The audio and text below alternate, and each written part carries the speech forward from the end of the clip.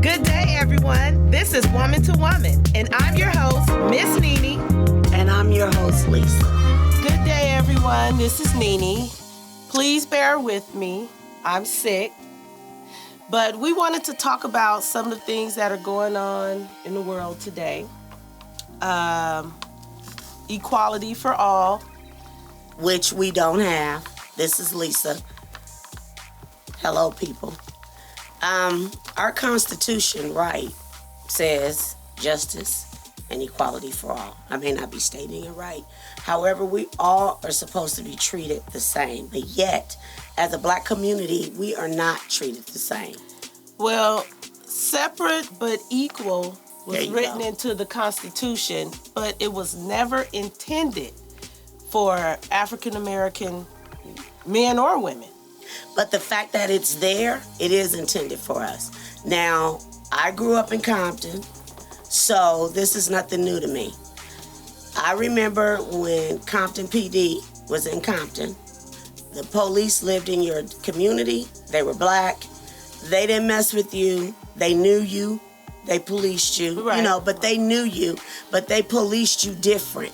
And I can recall around, I don't know the exact year that they brought the sheriff department in. Linwood Sheriff took over. But I'm going to say I was in junior high school, so I want to say around 83, 84. I could be wrong somewhere up in there. However, when they brought the sheriff department in, we had a bunch of Caucasian people with blue, green eyes, gray eyes, but yet our men were on the street. Every time they pulled up, they on the curb, handcuffed, laid face down. So when NWA did that song, F the Police, it was real. That was real. But the white community and the rest of the world didn't believe it, and yet we saw, I saw it every day, and I know you did too. Yeah. We saw it every day, and yet here we're still dealing with the same situation.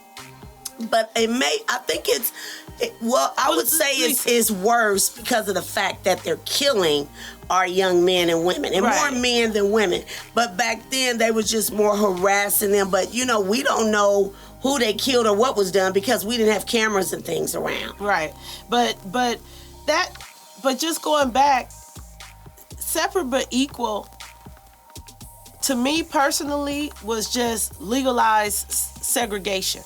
True. That's what it was. When the Constitution stated separate but equal, it meant that, okay, we can live separately we can live separately, and that will be okay. However, we can't free you as a slave and then you live next door to us in the same communities or whatever. They feared the people that they oppressed. They're not going to live next door to them. They weren't going to live next door to them and treat them equal. So it really was never intended for us to be included in the separate but equal. It was just legalized segregation. Go somewhere else and live your life happily ever after somewhere else, just not right here. That's why it was still whites only and blacks here. That did not go away. See, I took it different because when you say justice for all, I'm an American. And I feel that it is justice for all, including me and everyone else. However, that's not the case, but that's the way I took it. I'm going to give you an example.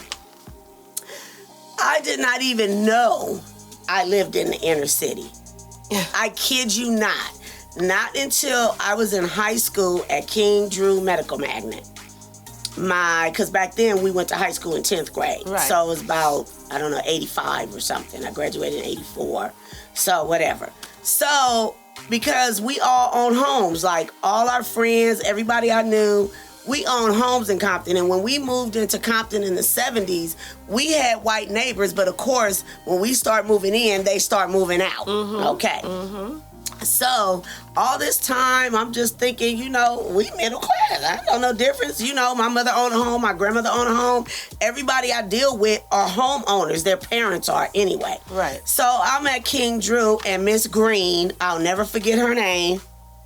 A black lady. Apparently, she didn't live in the inner city. So we're in class one day, and she's telling the class how hard it is to get teachers to teach in the inner city. And I'm like, excuse me, who's in the inner city? What are you talking about? Oh, yes, dear, you're in the inner city. Because King Drew Medical Magnet was on 118th Street off of Wilmington at the time. So I told her, I don't live in no inner city. I don't know what you're talking about. What is the definition of inner city? And she's like, poor black people. I live in the valley. So, okay. I go home and I ask my mother, what is the inner city? And my mother just immediately gave a little chuckle. And she was like, well, who told you you live in the inner city? And I proceeded to tell her Miss Green. And she proceeded to explain to me that, yes, they consider us, Compton, L.A., Watts, different parts, to be the inner city. And I'm like, but you came from the projects to owning a home.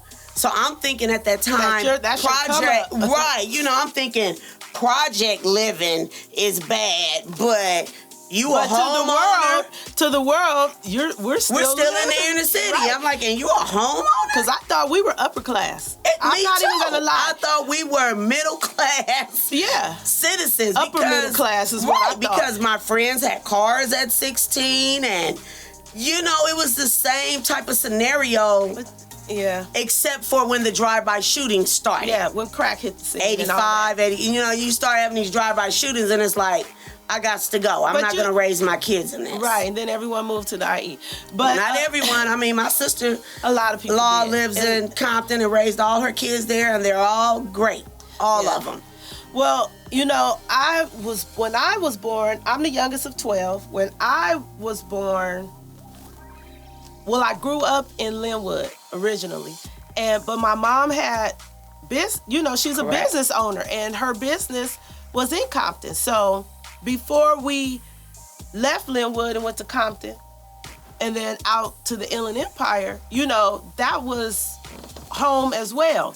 And I do remember when Linwood Sheriff took over Compton PD. Yes. And I remember when horrible. Linwood was predominantly white.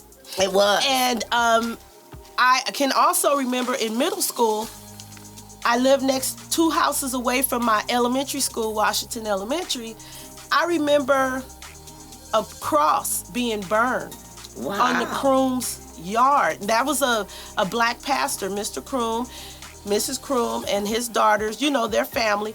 And then I remember the Klan having a meeting in my elementary school. We remember that. But back then, Linwood was considered prestigious, like Inglewood. And that's why if you lived in Linwood or Inglewood, you was all that. And that's why I thought we were upper middle class or whatever, Exactly. And I had the audacity to say, oh, we're rich. People used to say, oh, you guys are rich. I mean, my mother was like, stop saying that. She was an entrepreneur, But though. I didn't see all the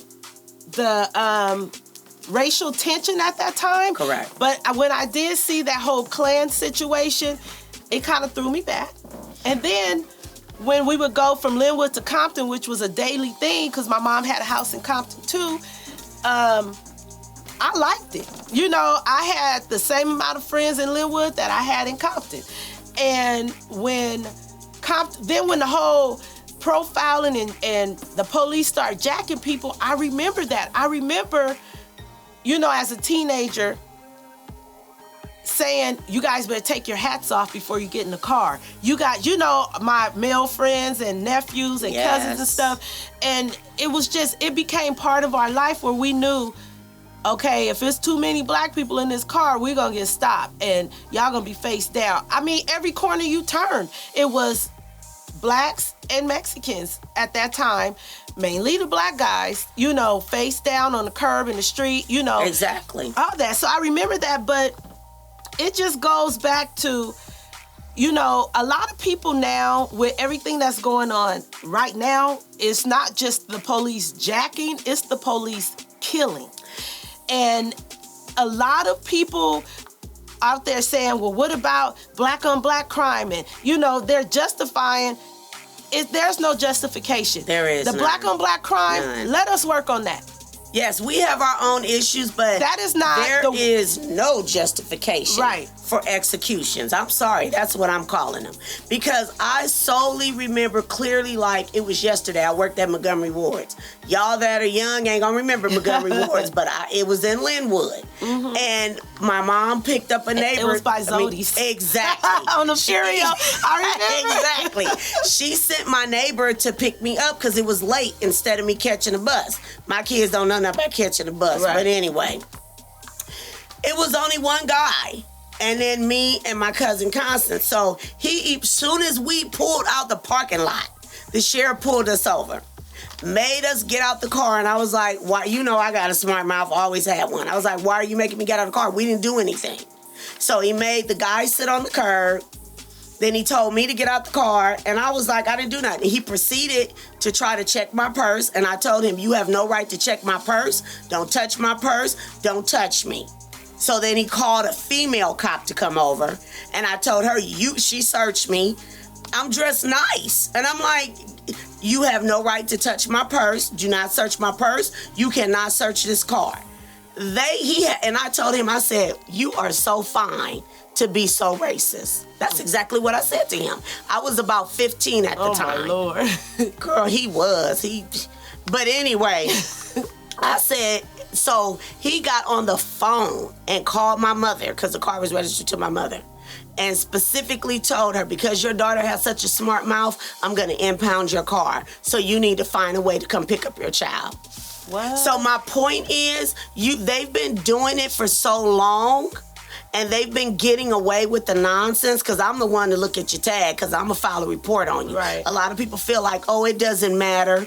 Well, in my eyes, it do, because you never know what it's going to take for that person or that officer to get in trouble. And if you have that report, so now they have just gone from downright harassing you to downright executing our people. Yeah. And you can, and I give cops the benefit of the doubt because I have one in my family. We all know cops. Mm-hmm. And I have a slew of them in my life, and I love them. We know them. But it still goes back to this. If you have a preconceived notion of a race or, feelings towards a specific culture of people, that's just not the job for you. It's just not. But your officers should reflect your community. Why do you have a bunch of Caucasian officers in a black community? Exactly. I'm gonna need you can't relate. You need to have black officers in a black community. Mm-hmm. And I don't understand, and I know I'm not gonna brush every officer with a brush because everybody's different. But I just don't understand, why are the black officers not rising? Why haven't anybody spoken out or anybody said anything? And we know the blue is all about the blue. They're the biggest gang in the world. I don't care. They're bigger than the mafia. They have millions and billions of dollars to fight these type of incidents. They do. But at the end of the day, we have too many black, Hispanic, all different races of cops. Why aren't anybody speaking up? All they want to say is, oh, it's being investigated. Come on now. You see the same thing we see. You cannot investigate your own department and expect to get a fair outcome. They should never even allow a police department investigation, like internal affairs or some, to investigate that department for some fraudulent activity. It's just not necessary. The outcome will rarely be fair. But Correct. Here we go. In Cleveland, Ohio, just like in 2014, what is it? Tamir Rice, the 12-year-old boy that had the toy gun. Okay, right. Cleveland is supposed to be an open state. Now, there is so much contradictory with that open state law and concealed, right? Carrying a concealed weapon and all that. It's so contradictory. It's hard to follow. But this happened in 2014. This 12-year-old child is dead because I feel like they don't use their their power to you know, they're not, these cops are just shooting first, seems like. Correct. But here it is, this is 2014. You can't get this child back. But here it is, 2016, they just settled for $6 million. Okay, yeah, the family is set, and that's great, but that child is still gone. Correct. Then the same situation, another situation in Ohio, the John Crawford situation. The man inside of Walmart, that was in Ohio. He's inside of Walmart with a pellet gun. He didn't even know the cops was getting ready to let off on him. That was August 2014. He's a 22-year-old man. You know, no one said they don't speak. You know, they're barking all these, yelling and barking all these orders. You know, these young men, I have not been able to sleep since the last 2 It has been very heavy on your heart. It has. Because you didn't want to talk about it last week, and I wanted to when it happened, but she couldn't contain her tears, people, so. It's just, and I don't have a son.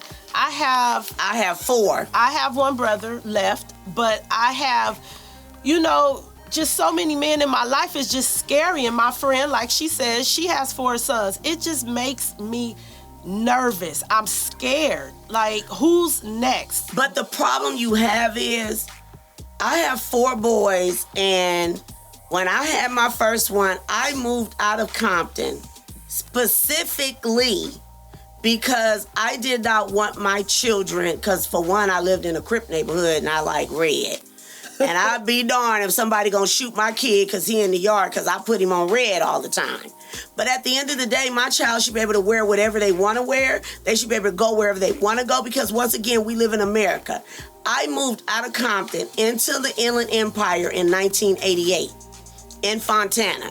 And I had so many races. Well, at the time, I knew nothing about it. Right. You know, my thing was, I just need to get somewhere where my children, I can raise them and don't have to worry about the police shooting them or somebody trying to get in initiate them into a gang. I didn't need to worry about or want to have any of those issues. However, I was told, you know, watch out for the KKK. But I have to say, in my lifetime, honestly, I have not been faced with straight up prejudice. I have. I haven't, right. But I've been faced with it in other subtle ways, you know, very subtle, but not just blam, right in your face. So I've been blessed in that way, but I moved because I want to raise my family. So my kids are suburban kids. Your child is a suburban child. Don't tell her that. But at the end of the day, it does. She thinks she bout it. She ain't. She might be bout it. She might be able to get down with it, but they're suburban kids, right. And now you're killing suburban kids. You know, and from day one, I have always taught my boys, you're a target from one because you're a black male in society. Mm-hmm. So you gotta work 100 times harder than that white person. That's just fact. We can't do nothing about history, but you know, it goes back to politics.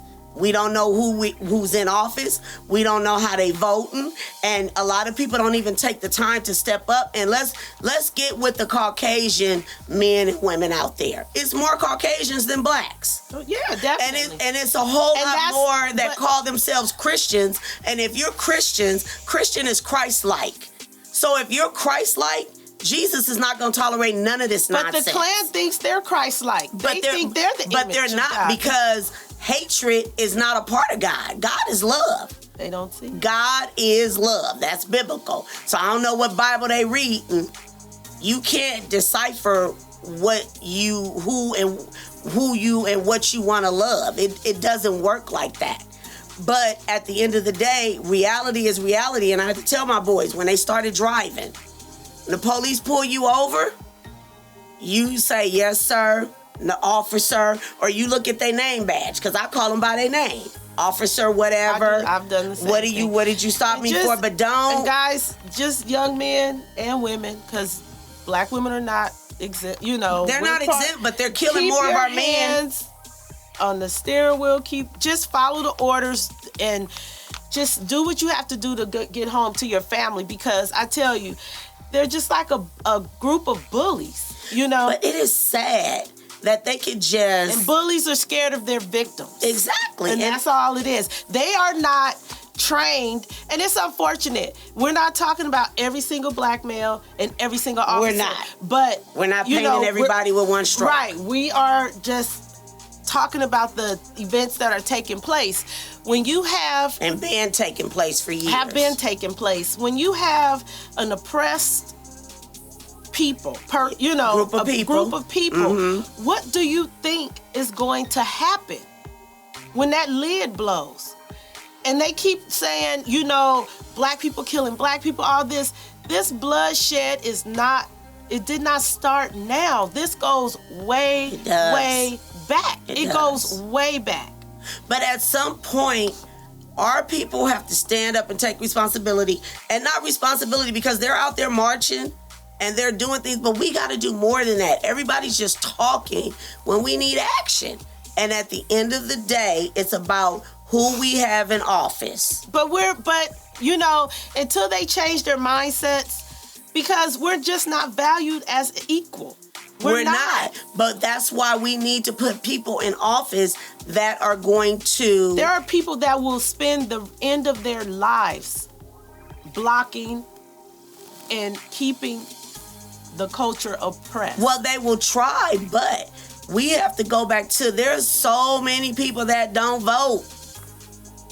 On my Christian station, I heard something like 5.5 million evangelicals don't vote. That is crazy. That is crazy. And I know a lot of people don't vote either. So don't complain to me. You have nothing to say because you don't vote. But we have to... We have a black president. They did everything they could to block everything always he did. And that's not going to change. You have those old mindsets and people that don't want to talk about it, sweep it under the rug. And I'm talking about these Anglos, the white people. You know, I don't know if it's guilt or what they're feeling. I think it's more loyalty, because they feel they don't want to go against the grain of who their family is or how they were brought up or whatever their heritage is. But everything that is happening, that has been happening from day one. I keep going back to day one. The consequences, there's going to be some form of consequences. And, we're not just going to allow this to continue. But this is the thing. There has been no consequence. Because every black person that has been murdered, and I give everybody the benefit of the doubt. I do. I mean, you're a cop. Your job is hard. Yes. You out there. You don't know if you coming home that night. I get it. I don't get it, but I get it. I don't know what you go through when your adrenaline is pumping, but why the fact that I'm a black person, you feel the need to put your hand on your holster because as you're walking to my car? No. Because a white man, not all of them. A white man with a gun is a patriot, but a black person with a gun is a thug. And that's the bottom line. But the difference is, for example, I lived in Corona for 6 years, high-end neighborhood. Yes, very high. They knew my children's cars because my sons are into cars. So they do all kind of stuff to their cars. So they knew them personally, okay? Now, I'm driving one of their cars late one night. The officer knew the car. He came up to the car with his hand on his holster. I'm in the car now. I'm a black woman. And it's about maybe midnight. I don't know. So he comes up and I'm like, why do you have your hand on your holster? And he was like, oh, I'm sorry, Miss Wright. I told your son about... And then he took his hand out when he saw it was me. But still, you know the car. So the fact that you got your hand on your holster, you knew it was one of my boys. Mm-hmm. Okay. So then... I said, why you coming up with your hand on your holster? Okay, well, I'm sorry, Miss Wright, but I told your son if he didn't put that license plate on his car, I was going to give him a ticket. And so I said, well, I'm not getting no ticket for him. He said, well, I'll let you go this time, but the next time I'm going to give you a ticket. I said, you ain't got to worry about it because I won't be in his car. I will drive my own car. I don't have time for that. But the fact that he came with his hand on his gun. Correct, because he knew it was one of my boys. He already knew my name. So why are you what? You know, and then you had some officers in Corona and even in Ontario that knew us and would never. And they were white and they would never. They would just stop and say, look, I ain't told this boy to put this license plate on his car, you know, and they even knew us. So it's a difference. So I'm not saying they're all that way. Of course not. Of course not. But the fact that you got a gentleman in the car telling you he is concealed to carry or licensed to carry, whatever you want to call it. As soon as he said it, I don't have guns. I do. But my point is, he told you. Then you told him to get his license and his registration. He go to reach for it and then you kill him? And then you got some chick on Facebook, which I don't have, this is what it looked like when you spill Kool-Aid on your clothes? Yeah, that's... For a person who is dead? Are you kidding me? Now, don't get me wrong. I understand these cops that got shot in Dallas. It is just as bad of a travesty. It is horrible. None of it is justifiable. But Lisa, let me stop you. You see how now everything has shifted from what happened to them and to all the cops in Dallas. Correct. But... their funerals weren't televised. But President didn't go to their funerals. But here's the deal. When those cops died, I don't know that for sure. Those lives... Because I love my president. Those lives were... In my mind, the way they spoke of it were such a tragedy. This little black young man right here, it's a tragedy to his family. It is. You know, any life loss is a tragedy. Is a tragedy. Whether it's the ones in the hood, on the street, it's all a tragedy. To that bloodshed. That bloodshed is on the hands of who? These lawmakers and all that. Don't try to put it on that black man who was fed up, that was a veteran and was fed up and couldn't get no help. He did a senseless act, you know, by taking the lives of these cops. But the bottom line is the bloodshed is not on the hands of these young black men, these young white men, whatever's going on. It's on the officer who did it. No, it goes back even further. These lawmakers, it does. Change these constitutions, change your mindset, change how you think. You know, but we have to do that as a people. But it's not we put these people in office and we don't know what they stand for. We're just voting for people because they're Democrats or they're Republicans, because at the end of the day, I don't even think my party has a good candidate. But at the end of the day, I gotta vote for two of the lesser evil. Right. But I am going to vote. But you have a lot of people that say, I'm not gonna vote. Even like the Republicans. I don't deal with Trump. I'm not gonna vote. That is ridiculous. You need to vote for the two of the lesser evil. And I just watched Ryan Paul on CNN and I'm thinking, the statements that you are giving makes no sense. We have to all get along and start a conversation. We've been trying to get along. We've been trying to get along. Where have you been? We've been trying to get along. You have riffraff in every single race. Every single culture has some riffraff. Correct, but no culture is exempt from that. However, there are more good people than evil. Now, I must say, I have people that I've been in contact with that I did not know had such beliefs that were so far to the left until Donald Trump came, started running. And I'm like, man, I thought I knew you. Where you come from? Yeah, I thought I knew you. So Trump has revealed, a few things out of people that I did not know. But I don't know why, because I listen and watch everything. He's a mocker. I like him as a businessman, Sort of. Yeah, well, in his business, though. Okay. He's only good in his little circle. His rim. He don't know nothing about foreign policy or nothing else, and I don't need you hiring somebody to tell you about it. But, that's what you can do, but I need you to know what you're doing. Well, I know we didn't even get into the meat of the conversation, so we're going to have to continue this. Right, but I do want to say we are definitely a nation divided.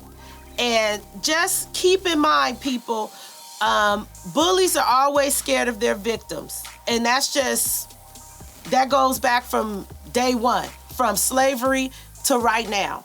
You know, bullies are afraid of their victims, and you cannot oppress people and not expect it to blow up in your face. There will be consequences eventually.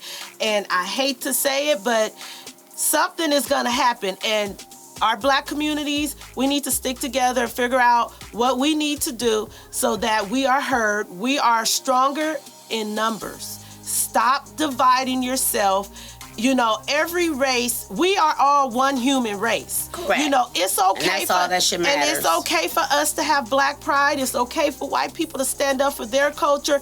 But when it comes down to it, we are one human race. One human race. And we all need to learn a little bit about our history and figure out what needs to be done in order for our cops to feel safe and so that our young Black men are not driving in fear, walking in fear. Exactly. And existing in fear. That is no way for a human being in America to live. And they police the Black community differently. Let's not forget that. They do. So, you know, Black lives matter.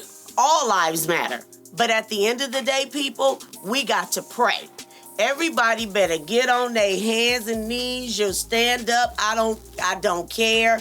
We have to pray because only prayer is only God gonna get us out of this thing. And I don't know if we'll ever come out. How long we been dealing with this? Too long.